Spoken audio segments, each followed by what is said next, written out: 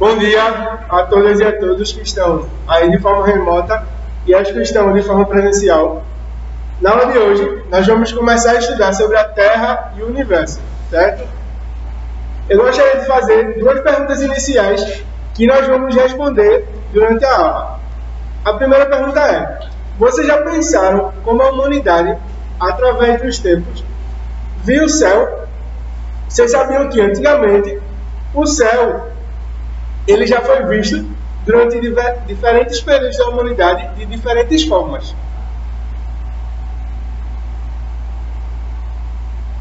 E também a gente vai ver na aula de hoje qual é a relação entre a igreja e a visão que a humanidade tem do céu, certo?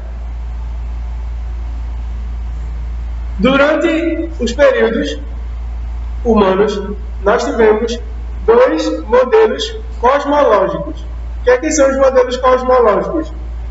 São os modelos usados para explicar a estrutura básica do sistema solar. E nós tivemos dois principais modelos vigentes na história da humanidade. O primeiro modelo foi proposto há 2000 anos atrás por Ptolomeu e se chama de geocentrismo. O que é o geocentrismo? O geocentrismo vai dizer que a Terra é que está no centro do universo, certo? Geo, de terra, centrismo de centro. E o outro modelo foi teorizado por Copérnico, e ele vai falar que não, que a Terra não está no centro do universo. Quem está no centro do universo vai ser o Sol. E essa teoria ganhou o nome de heliocentrismo, certo? Primeiro nós vamos falar um pouco sobre o geocentrismo. O geocentrismo ele foi proposto por Aristóteles, certo?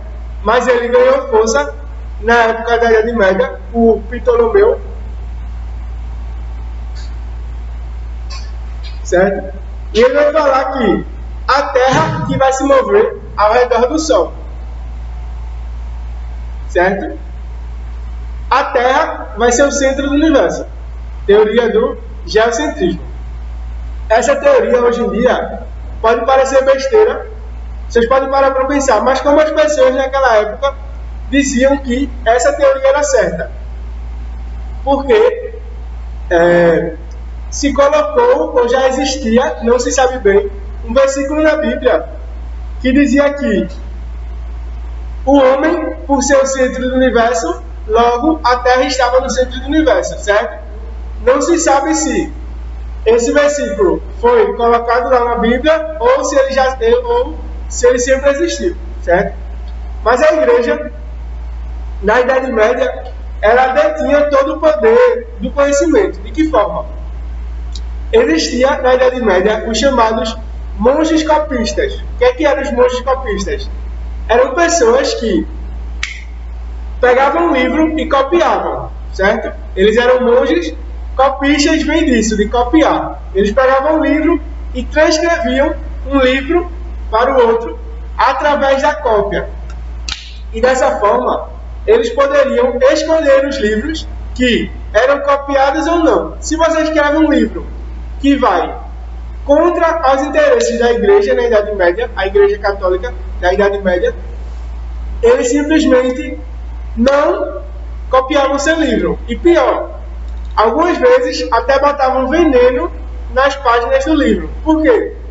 As pessoas, eu acho que até muitos dos avós e avós de vocês têm essa mania de, quando está lendo, passar o dedo na língua e virar a página, certo? Não sei se vocês já viram isso. Isso na Idade Média era muito comum. Então, quando as pessoas passavam o dedo na língua e passavam a página, depois faziam isso de novo, elas levavam o veneno da folha até a língua, certo? E muitas morriam por estar lendo coisas que a igreja não gostava, certo? Depois que veio aí, durante o Iluminismo e o Renascimento, pós-Idade Média, que a teoria do heliocentrismo foi ganhando força, certo? Duas pessoas tiveram grande poder para teorizar sobre o heliocentrismo. Foram Aristarco, que foi um dos aprendizes de Aristóteles, e o outro foi Nicolau Copérnico, que é o principal nome conhecido para desvendar e elucidar o sistema solar, certo? E ele falou que a Terra girava ao redor do Sol e a Lua girava ao redor da Terra, certo? Nas próximas aulas, a gente vai ver isso com mais detalhes, certo? E lá no século 17, um cara chamado Kepler, que era da área da matemática,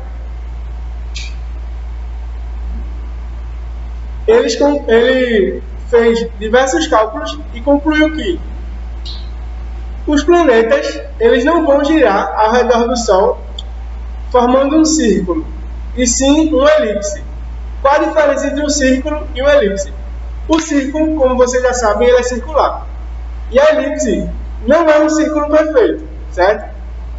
Ela vai ser uma parte, geralmente, é um círculo, é um meio círculo perfeito, e a outra parte vai ser um pouco mais curva, certo?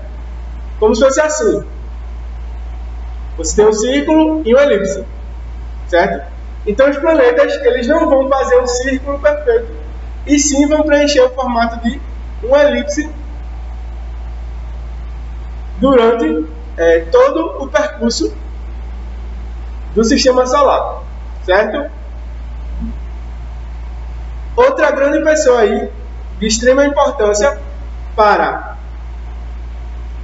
a teoria do heliocentrismo foi Galileu Galilei, certo?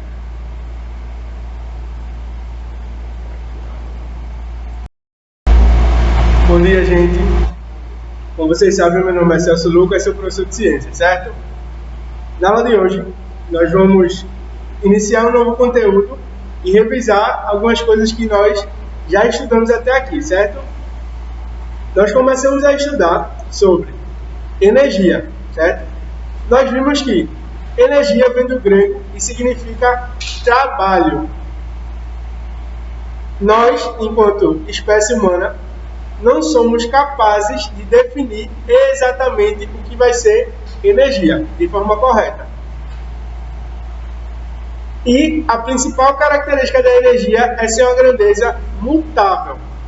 Ou seja, ela pode assumir diferentes formas. Também vimos que a quantidade total de energia no universo vai ser sempre a mesma. E essa quantidade de energia vai ter um nome chamado de Lei da Conservação de Energia, criada por Lavoisier, e vai dizer que a energia não se perde, mas se transforma, podendo ser armazenada, certo? A capacidade de transformação de energia torna a natureza dinâmica, certo? A dinâmica existente dentro da natureza é responsável pela transformação da energia e vice-versa, certo?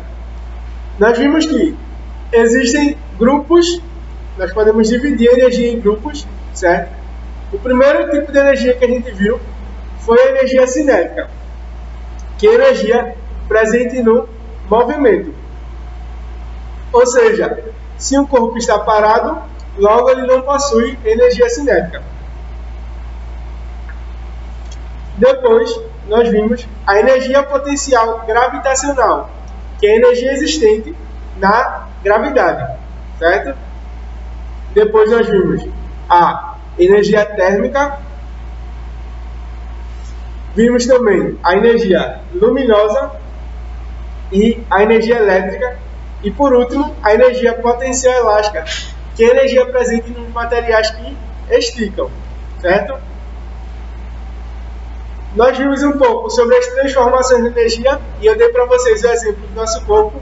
Quando nós comemos alimentos, nós estamos pegando o alimento e transformando esse alimento em energia química. E nosso corpo é responsável por transformar essa energia química em energia mecânica, térmica química novamente, entre diversos outros tipos de energia que nosso corpo consegue produzir, certo? Falei um pouco sobre fontes de energias renováveis e não renováveis. As energias renováveis, elas são produzidas pela natureza em grande quantidade, certo? E nós consumimos uma quantidade que nunca vai ultrapassar a quantidade que a natureza produz. Já as energias não renováveis, elas são produzidas bem devagarzinho e nós consumimos de forma muito rápida.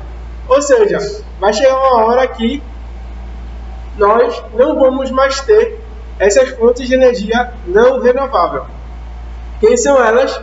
Petróleo, gás natural e carvão mineral, certo? Já as renováveis são água, energia térmica do sol e energia eólica, certo? Depois, nós começamos a estudar o capítulo 2, falamos um pouco sobre eletricidade. Nós vimos que vários recursos ao nosso redor vai depender de eletricidade e que nossa vida vai ser diretamente ligada à eletricidade. Eu falei que nós, enquanto seres humanos, não inventamos a eletricidade, nós só descobrimos. Por quê? Ela já existe de forma natural, na forma de raios, por exemplo. Falei para vocês que os raios podem ser divididos em dois grupos, em duas partes: relâmpagos e trovões. Os relâmpagos é a parte visual, a luz do raio, e o trovão, a parte auditiva, o som do raio, certo? Também falei que nós sempre vemos primeiro do que escutamos. Por quê? Porque a luz é mais rápida do que o som, certo? Vimos um pouco sobre o átomo. O átomo tem duas partes, núcleo e eletrosfera. O núcleo vai ser formado por nêutrons e prótons, já a eletrosfera é formada por elétrons, certo? Os prótons vão ter carga negativa, positiva, e os elétrons carga negativa, nêutrons não têm carga. E eu falei para vocês que a eletricidade é dividida em três partes: eletrostática, que vai estudar as cargas em repouso; eletrodinâmica, que vai estudar as cargas em movimento; e eletromagnetismo, que vai ser a junção da área do magnetismo e da área da eletricidade, que vocês vão ver aí no nono ano, certo? Nós vimos um pouco sobre a eletrostática, que vai estudar as cargas elétricas em repouso. Vimos que ela estuda fenômenos como atração e repulsão. O que são isso? O que é isso? Atração e repulsão. A atração vai sempre se dar em cargas opostas. Positivo com negativo se atrai. E repulsão sempre em cargas diferentes. Em cargas iguais. Positivo com positivo se repele, negativo com negativo se repele. Já positivo com negativo se atrai, certo? Esse é o fenômeno de atração e repulsão.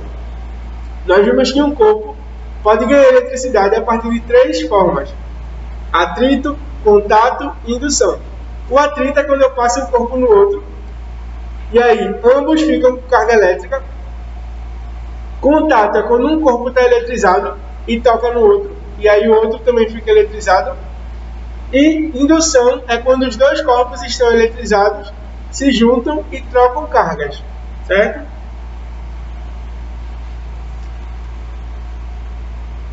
Vimos um pouco sobre condutores, que vai se dar a partir dela, que vão transmitir a eletricidade e possuem dentro da sua matéria grandes portadores de cargas elétricas, que podem se movimentar com muita facilidade. E tem três grandes grupos aí de condutores, que são os metais, o grafite e os gases, certo? Os metais são chamados de condutores metálicos. São compostos por alumínio e são utilizados na linha de distribuição de energia elétrica. E esses condutores metálicos, eles possuem muitos elétrons livres, por isso que eles são muito bons em conduzir eletricidade, certo? Também vimos um pouco sobre os isolantes elétricos, que é tudo aquilo que vai possuir dificuldade para conduzir eletricidade. Nós temos o vidro, a borracha, porcelana, plástico, etc. Depois, nós estudamos sobre a eletrodinâmica. Nós vimos que a eletrodinâmica vai ser o estudo das correntes elétricas. E as correntes elétricas são o movimento ordenado de elétrons, certo? De mesma direção e sentido. E as correntes elétricas podem ser de duas formas, ou contínuas ou alternadas. As contínuas são usadas em aparelhos celulares e aparelhos mais pequenos, porque sempre vão seguir a mesma direção e sentido. Já as alternadas, elas podem mudar de direção e sentido, que é a corrente elétrica usada nas fiações elétricas, que vai trazer energia para a nossa casa, certo? Porque ela pode mudar ali numa rua e na outra, sua direção e seu sentido. Vimos alguns efeitos dessa passagem ordenada de elétrons. Vimos o efeito térmico, que é a produção de calor a partir da passagem de elétrons, que é ruim para algumas coisas e boas para outras. Por exemplo, ferro de passar roupa, chapinha, chuveiro elétrico, tudo isso utiliza esse efeito térmico da corrente elétrica a seu favor, certo? Já outros materiais, como por exemplo, muitos computadores queimam, e essa queima é gerada pela passagem de corrente elétrica, certo? Existe um efeito luminoso que todo mundo já percebeu, que é quando você vai botar uma tomada e aí solta uma faísca. Essa faísca é a expulsão, um movimento de elétrons fora ali da corrente que produz luz, que é o chamado efeito luminoso. Às vezes, quando é muita faísca, você pode ver aquela parte também queimada, fica escuro. Por quê? Efeito luminoso e efeito térmico, né? Ao mesmo tempo. Vimos o efeito magnético, que é às vezes também, quando a corrente elétrica passa em certos materiais, eles funcionam como ímãs, certo? Vimos o efeito químico e também vimos um pouco sobre os geradores. Essa palavra gerador é um pouco errada, porque, como eu falei, a energia não pode ser criada, certo? Então o gerador não vai gerar energia, ele apenas vai transformar um tipo de energia em outro, certo? Existe um aparelho mecânico que transforma energia do movimento em energia elétrica, aparelho gerador químico que transforma energia química em energia elétrica, gerador térmico transforma energia térmica em energia elétrica, gerador luminoso transforma energia da luz, que é energia do sol, em energia elétrica, certo? Falei também para vocês o que era um circuito elétrico, que é a movimentação das correntes elétricas através de condutores e que ela vai ser formada por 4 partes: gerador, condutor, interruptor e resistor, certo? O gerador vai ser quem produz a energia, o condutor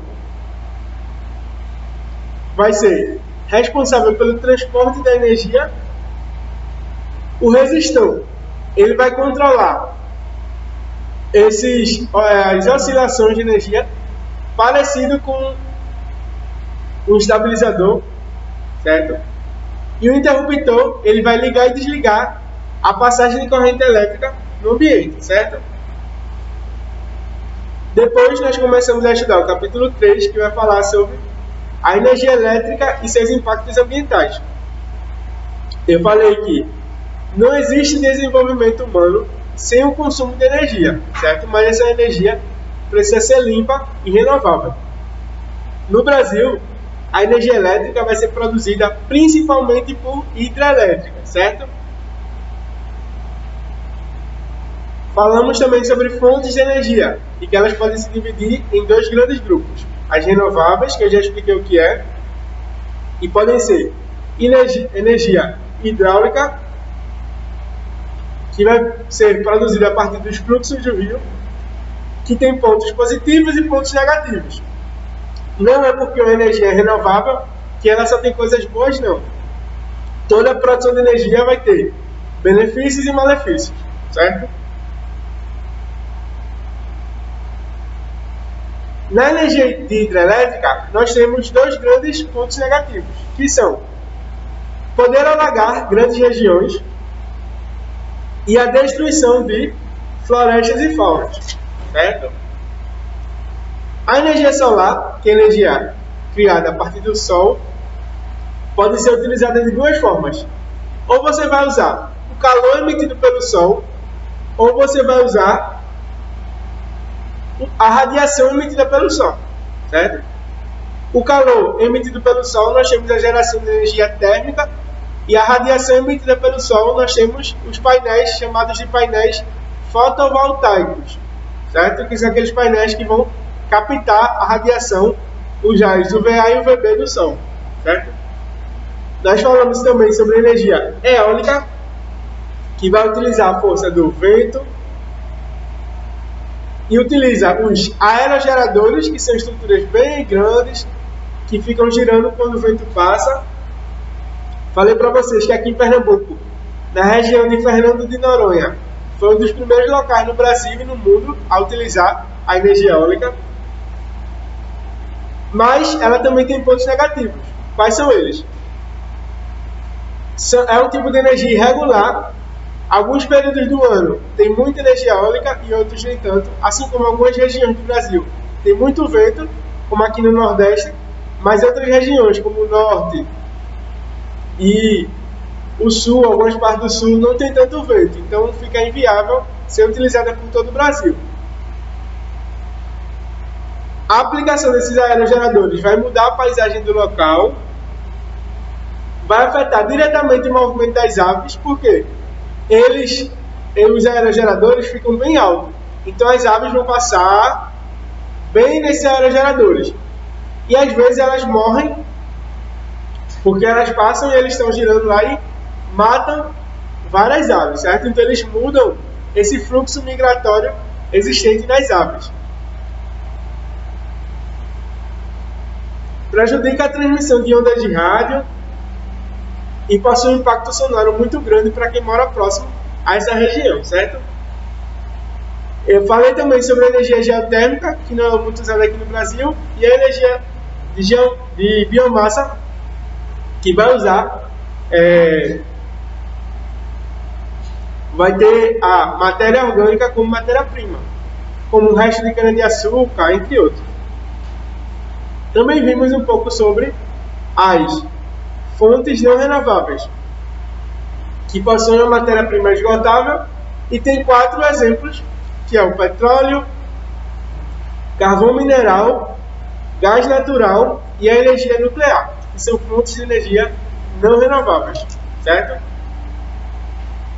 Depois nós vimos as formas de energia elétrica sustentável. Nós vimos que a energia é um recurso limitado e vai possuir várias consequências. Quais são elas? A geração de energia favorece para o aquecimento global, a chuva ácida, mudanças climáticas, a falta de energia em alguns ambientes, certo? Destruição da camada de ozônio, são as problemáticas geradas a partir da produção de energia elétrica. Mas o que nós podemos fazer para mudar esse cenário? Nós temos duas grandes atitudes para auxiliar aí na produção de energia, que são a falta de energia em alguns ambientes pode ser resolvida com o consumo consciente da sua utilização, certo? Algumas dicas são: sempre quando você sair do local, você apague a luz daquele local que você estava, certo? Muita gente anda pela casa e acende todas as luzes. Isso pode prejudicar até a sua conta, né, no seu bolso, porque aí a luz, a conta de energia vai vir muito alta, certo? E a energia luminosa de uma casa corresponde até 20% da sua conta de energia, certo? As luzes, etc., que ficam acesas, podem chegar até 20% da energia utilizada aí, que você paga na sua casa, certo?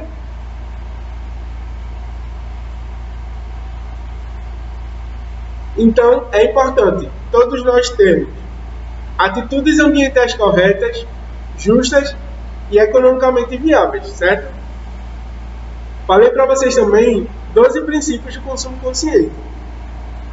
Planejar compras, avaliar os impactos que você gera, consumir o necessário, reutilizar o que dá para ser reutilizado, separar o lixo, usar mais a consciência na hora de descartar e comprar materiais, valorizar pessoas que fazem essa prática consciente, não comprar nada pirata, tentar sempre melhorar os serviços que você utiliza, divulgar o consumo consciente,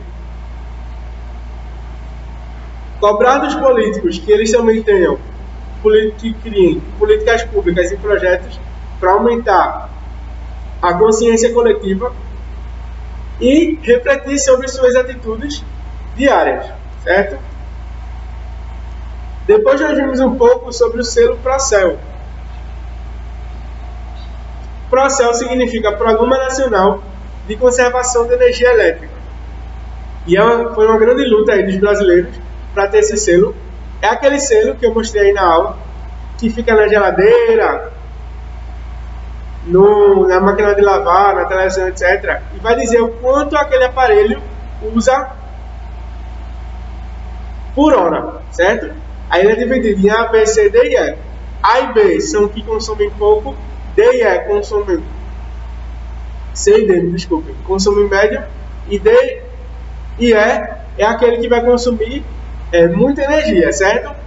Então, antes desse selo Procel, nós não sabíamos se os equipamentos consumiam pouca ou muita energia, certo? Algumas marcas diziam, outras não. Após o selo Procel, as indústrias tiveram que se readaptar e se reinventar para se adequar a um baixo consumo de energia. Por quê? Se você vê, por exemplo, duas geladeiras do mesmo valor, uma consome muita energia, aí está no selo C ou D, e a outra está no selo A, é claro que você vai comprar do selo A, certo? Tanto que, se você for em algum local de venda de eletrodomésticos, a maioria dos aparelhos, quase 98%, são com celular, certo? Porque ninguém vai querer comprar um aparelho que gaste muita energia, certo? Ela foi criada em 1993, certo? Nós vimos como se calcula, por exemplo, a sua energia doméstica e as bandeiras. Quais são as bandeiras? Verde, que é sem tarifa, vermelha, que geralmente acrescenta de 2 a 3 reais a cada 100 kW usados, e a vermelha aí, que é bem crítica, que acrescenta 3,50, 4 reais, 5 reais, dependendo aí da utilização da energia, certo?